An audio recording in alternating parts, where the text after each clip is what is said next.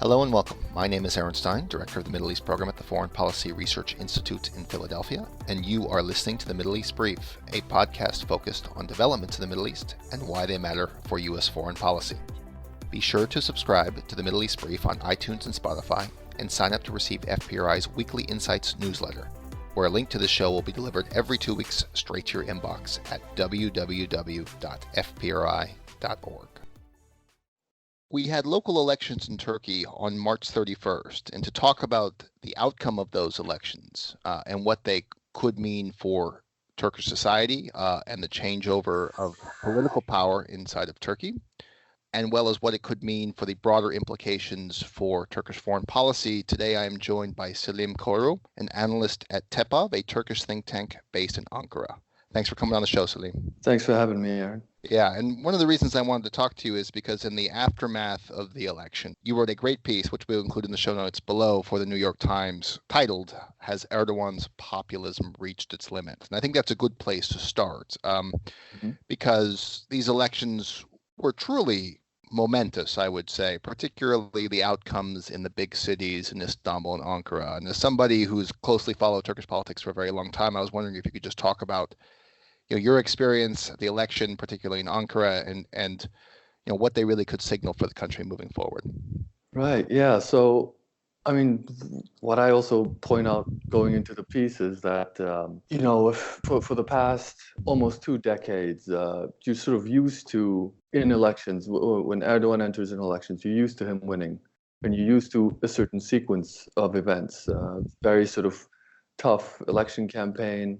Election day arrives, votes are counted, and he wins usually, right? And he gives a victory speech usually at the balcony of AK Party headquarters here in Ankara, and then people go about their day. And usually, I mean, if once you have that multiple times, year after year, sort of half of the population who votes for him feel very good about themselves and feel very important, and the other half feels less and less important. And the idea of the piece really was that that is unsustainable, right? You can't have half of the population feeling more and more important and half of the population feeling less and less important indefinitely. At some point, the country's off balance and something has to change. And with this election, it felt like something had changed, right? All of a sudden, the dynamic was not necessarily reversed, but it stopped. And that was what was so significant about this. Yeah, I mean, I think for the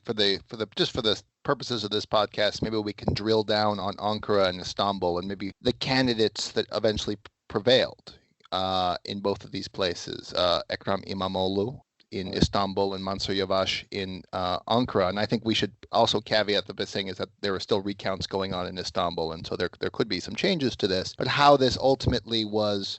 How this played out. One thing that struck me was that, if I remember correctly, at the outset, Erdogan and the AK Party said that this would be a more subdued campaign, but towards the end, it felt very much like a regular Turkish campaign, which is lots of campaigning, lots of speeches given, trucks driving around playing music, and campaign banners. Now, I'm curious, if you can talk a little bit about sort of the political changes in Ankara and Istanbul and the two opposition candidates.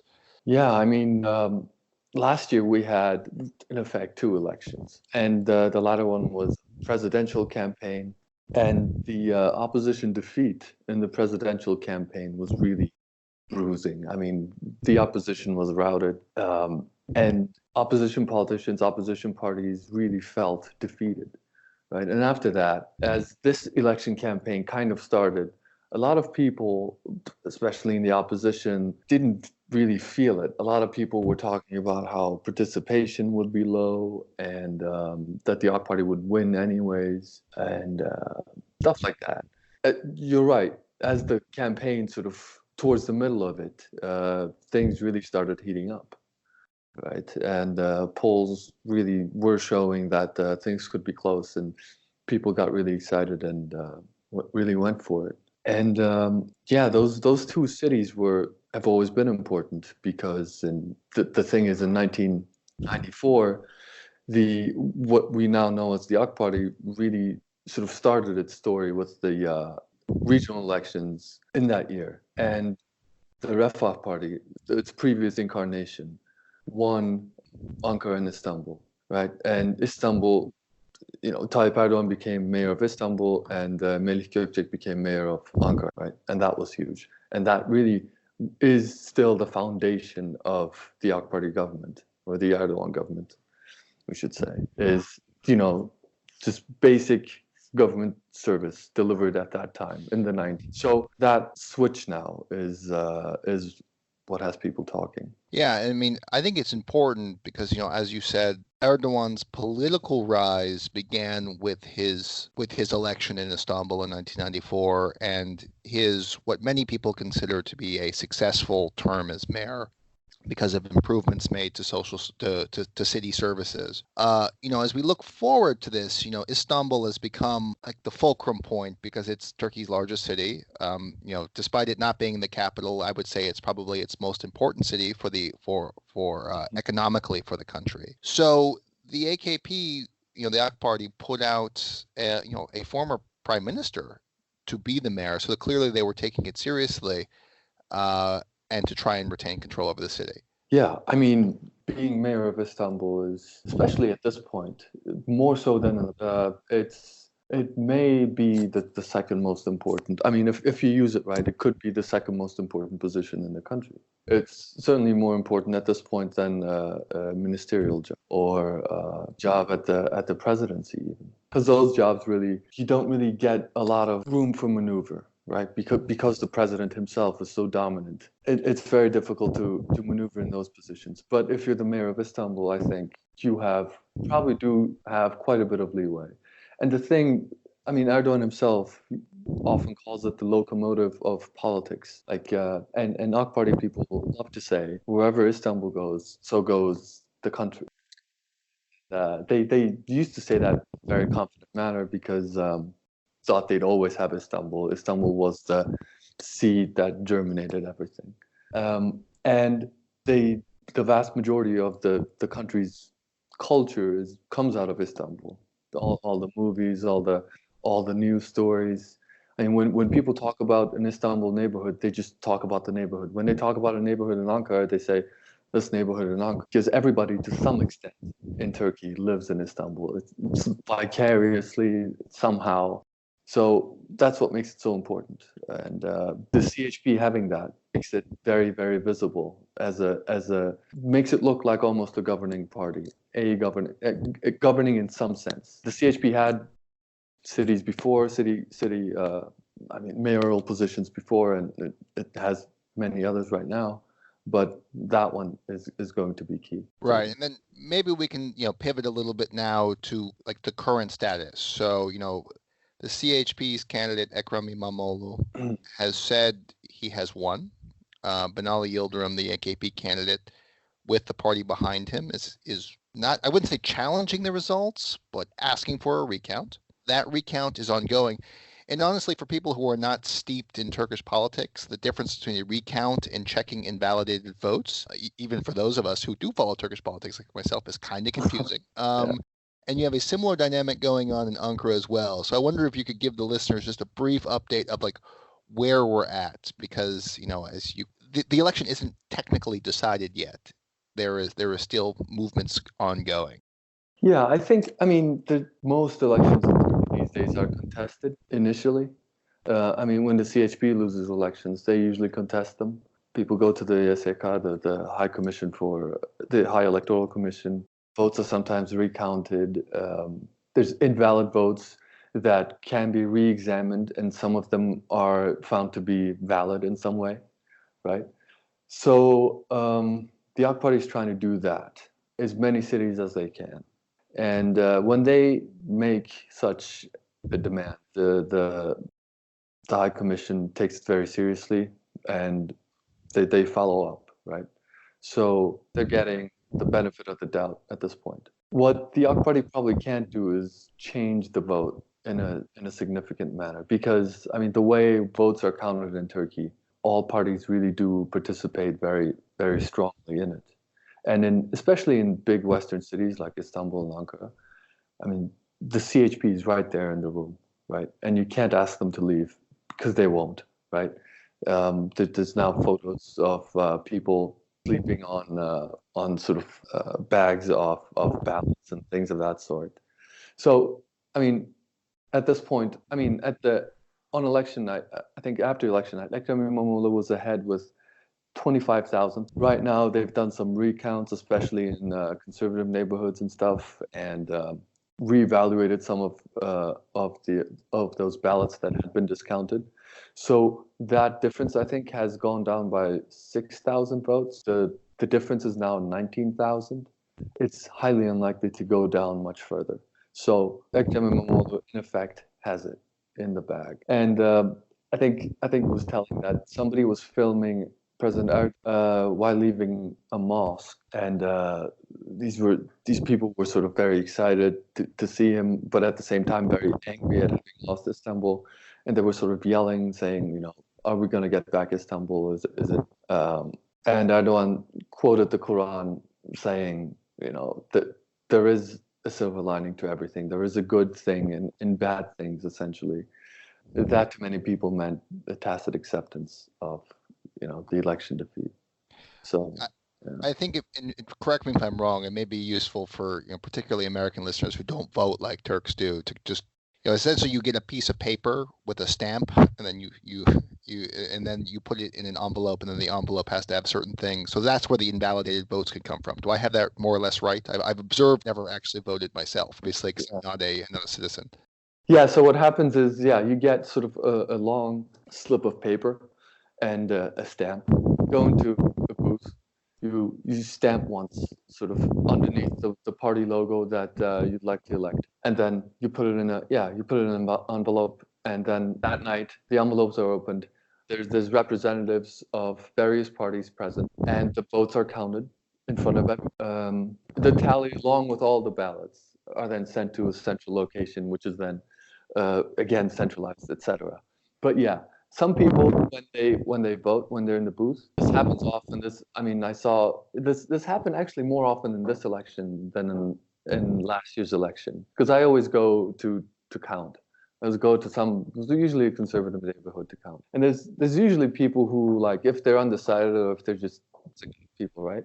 So they'll just stamp all parties, right? Or they'll stamp two parties. They like two parties or something.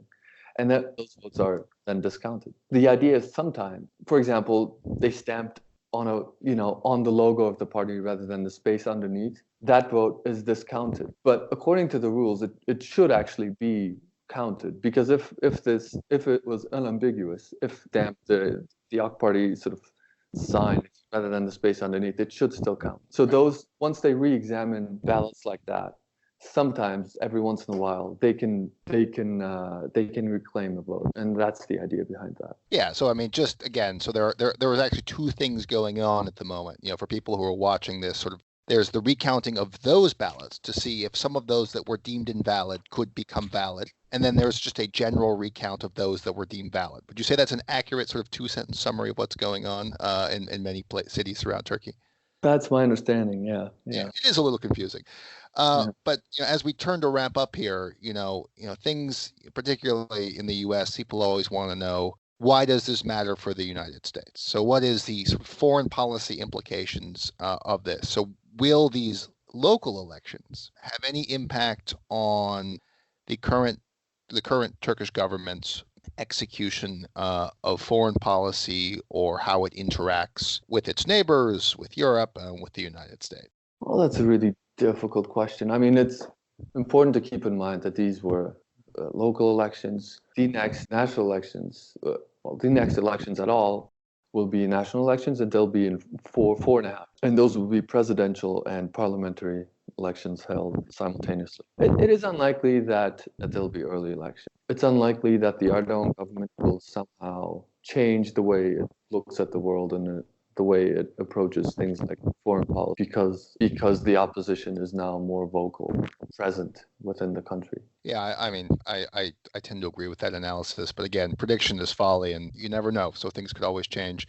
Last question before we end here is, what is it that, basically the average man or woman on the street now wants to happen at the local level? what is it that were the anxieties that were fueling some of the big picture issues, the big themes, I should say, in this election? And what are the challenges that the opposition, CHP, is going to face as they take control of Turkey's two largest cities? Well, I think a good way of thinking about this is the Erdogan government isn't really just a government. It's a slow revolution. It has a project. And New Turkey is a qualitatively different thing than the Republican era. They want to transform the country, not just change it. They want to transform it. In order to transform a country, you can't just have majority or plurality, right? And the opposition now has shown that it doesn't want New Turkey. It wants sort of normal politics within a Republican democratic framework. So what Turkey is going to be about, what Turkish politics is going to be about, I think, going forward in the next few years, is going to be that. Do you want this radically different thing, this process to continue? Do you want it to stop and sort of norm? Do you want to be a cause or a country? That sort of question. It sounds like a big picture identity issue, and frankly, could that lead to sort of entrenched polarization, or could that be a sign of unity even across sort of what is already a polarized country for a new political consensus, maybe around more democratic freedoms, maybe around better economic management? I mean, you name it. Where do you think this is going? It's a little unclear to me. Well, if the Erdogan revolution is to continue, it'll go in that direction, and we can all sort of see what that country would look like, right? For that revolution to somehow stop, and for the country to, for the lack of a better word, normalize, I think at this point that would be even harder to predict. It's very likely that'll be messy. It's hard to predict at this point. Yeah, as I always like to say, prediction is folly. The best thing we can do is make educated guesses based upon all the information that we have. And, obviously this is something to watch. Selim, good job with the piece of the New York Times. I really enjoyed it, and I would recommend everybody who listens to this to go check it out. It was published in the New York Times on April 2nd in the opinion pages, and it's called "Has Erdogan's Populism Reached Its Limits?" Selim also authored for FPRI a fantastic paper on Russian-Turkish relations that I would also recommend everybody go and read, because I certainly learned a lot from it. And it's a great publication that our Eurasia program put together over here at FPRI. And if you like this podcast, head to fpri.org, find it on the pull-down menu, and you can subscribe or wait for it in your inbox every Monday. The podcast is published every 2 weeks. And for those of us who listen to us on iTunes or Spotify, please do leave a review, because it helps get the words out and drive listenership. So with that, Selim, I really appreciate you coming on, taking some time, and thanks for explaining what happened in Turkey. Sure. Thank you for having me.